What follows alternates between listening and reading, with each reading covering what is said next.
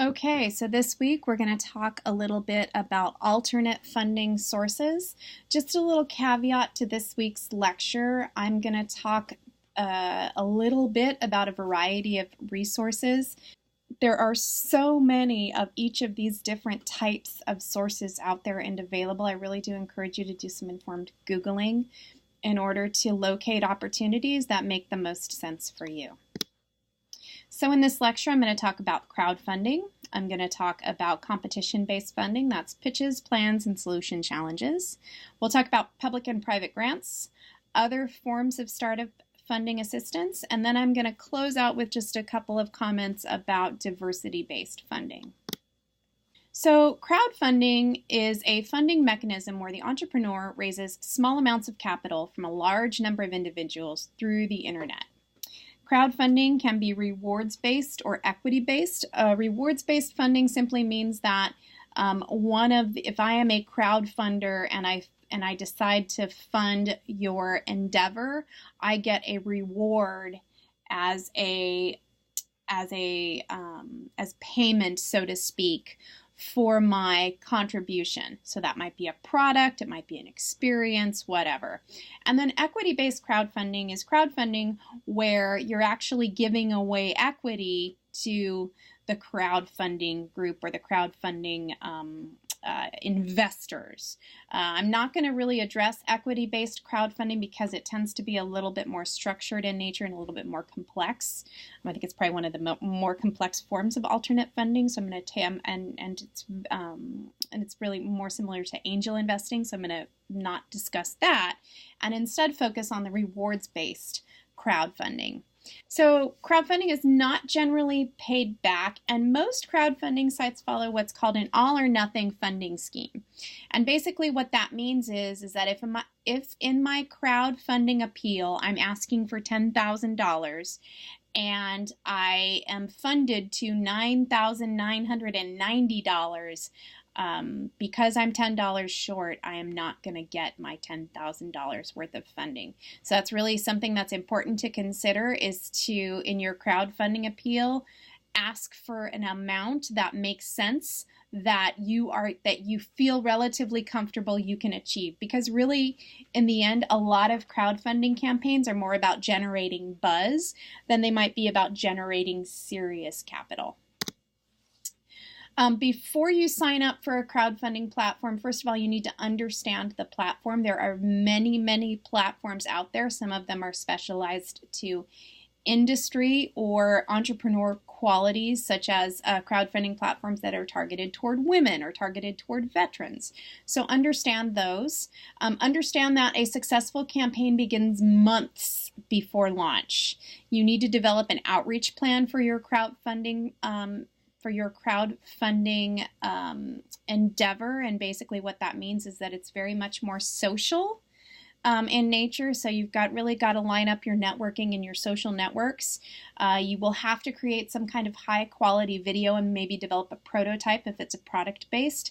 And all of this needs to be woven together into a really good story about the entrepreneur, about the opportunity, and about the product itself or service. Moving on to competition-based funding, there's three types of competitions: pitches, plans, and solution challenges. So the pitch competition is generally multi-round. The first round, it generally includes an application, which is really your written pitch. Those written pitches go to a set of judges, generally about 3 to 4. The judges will select generally 10 to 20 finalists, and those finalists are selected to take part in a 2 to 3 minute pitch competition where you're actually pitching your product or service. More often than not, they tend to be on the 2-minute side rather than the 3-minute side, so you have to have a really well-rehearsed pitch. Make sure you get all of the important components in that 2 minutes, because as soon as that 2-minute mark hits, your mic is cut off and you're done. The funding is awarded as prize money to winners. And pitch competitions can be regional, they can be industry-based, or they can be based on the unique characteristics of the entrepreneur. Plan competitions are similar to pitch competitions, but your submission is generally a business plan. And then if you are selected as a finalist, you will be judged on both your plan and your pitch or presentation component. A lot of times the business plan competitions include more of a plan or a presentation than a pitch, so you get a little bit more time, but very much very similar. And those generally tend to be targeted towards students as opposed to entrepreneurs. Some local pitch events. The San Diego Quick Pitch Competition is run either once or twice a year. I believe the Tech Coast Angels are the primary sponsor. However, there's lots of angel groups that participate in the Quick Pitch. The San Diego Startup Weekend, there's several startup weekends around. There's one in North County and there is one in San Diego proper. They're sponsored by the Economic Development Corporation, or the EDC. And basically you have to dedicate a weekend of your time, but in that weekend you basically take an idea you basically go from idea generation to developing almost a full complete business plan in about 48 hours. As part of the startup weekend, there's funding opportunities, there's networking opportunities, there's really great opportunities to meet and talk to potential investors. Like I said, there's one in San Diego proper. There's one that's run out by Cal State. You do not necessarily have to be a student in order to participate, but you will need to dedicate that weekend of your time. And then the Metro Connect Pitch Fest just took place last week. That is another pitch competition that's run through the San Diego World Trade Center. And took place last week. I am recording this lecture in November of 2019, so every November. The World Trade Center, which is run through the San Diego EDC. Between the two local pitch competitions that I'm mentioning here, the San Diego Tech Quick Pitch tends to be more technology focused, whereas the Metro Connect Pitch Fest tends to be more broad in scope. And they generally, with the Pitch Fest, they're looking for businesses that are really interested in expanding. Solution challenges are challenges where special prize money-based challenges are created to provide funding to entrepreneurs who propose the winning solution to a global challenge. So the X Prize might be one that you've all heard of. It's sponsored by the X Prize Foundation, and basically what they do is they award lots of prize money to businesses who solve major global challenges or propose reasonable solutions to major global challenges. Currently, the NFL has a helmet challenge and I believe a safety challenge going on. Boeing has the Go Fly Prize, which is about creating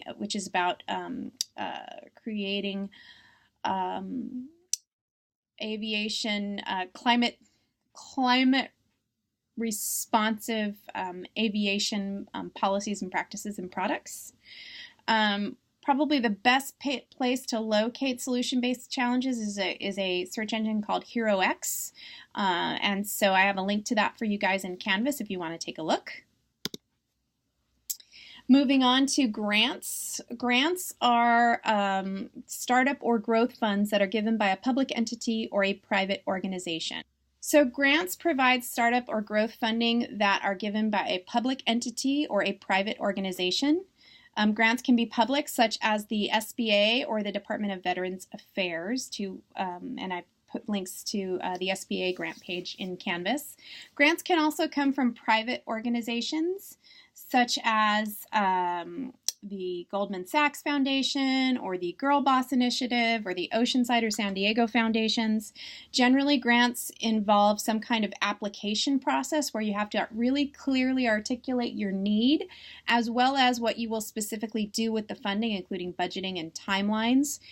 Grant writing is really different from business plan writing, and it's different from, the kind of probably expository writing that you do in most of your lives. So I always advise people to obtain some instruction in grant writing prior to applying for funding. And I would check SBDCs, local colleges, things like that for grant writing classes and workshops. A lot of local foundations will also put on workshops that are focused toward grant writing. You don't need an 18-week class, but you definitely want to get a good workshop in before you go and apply for grant funding. Some other forms of funding and support, I will talk a little bit about the Kimco Keys program at the end of the slide. The Economic Development Corporation, each major metro area typically tends to have an EDC. And in San Diego, we have the San Diego Regional EDC, which I believe subsumed the San Diego North EDC. We used to have two, but I believe now we only have the one. They also run the San Diego World Trade Center, and really what the EDC does is they run a whole bunch of types of initiatives to foster the starting of businesses, the growth of businesses, and then people bringing businesses into the region. And so they have lots of funding opportunities, they have lots of networking opportunities, they run pitch competitions, sometimes they have economic incentives, and so the EDC can be a really great resource if you're looking to find funding for one reason or another. There's also entrepreneurship-based programs that may not necessarily lead directly to investment, but they might lead you to investment in a roundabout way. An example would be the 1 Million Cups program, which was started by the Kauffman Foundation. Basically, 1 Million Cups is a program where entrepreneurs get together over coffee and discuss challenges, trends, issues. They challenge one another, they talk to one another, and a lot of times out of those discussions come funding and networking opportunities as well. Also, don't forget incubators and accelerators. Also, forms of alternate funding. A lot of times incubators give you the space and the resources that you need, and so all you have to do is bring your idea. Accelerators, same thing, although remember with the accelerator that they're probably going to ask for a piece of equity in your company. I've listed links to the local incubators and accelerators resources groups in Canvas, so you should have access to that. Finally, I'm going to talk about the Kimco Keys program. Kimco is probably one of the largest commercial landlords in the nation, and they have a program that is designed to foster entrepreneurship and, in part, fill their vacant retail spaces. So you apply to the program, and if you are accepted, you go through Kimco's entrepreneurship program, and at the end, you have the opportunity for 1 year free rent in a retail location. In order to do this, you have to identify a potential retail location that works for you. I did a quick search in California, and there's lots of spaces in San Diego proper. There's also Vista, Escondido, Temecula, and Poway. And so there's lots of opportunities within the Kimco program and looking at their inventory. And just because you don't see anything on their inventory doesn't necessarily mean it's a bad idea to go through the program.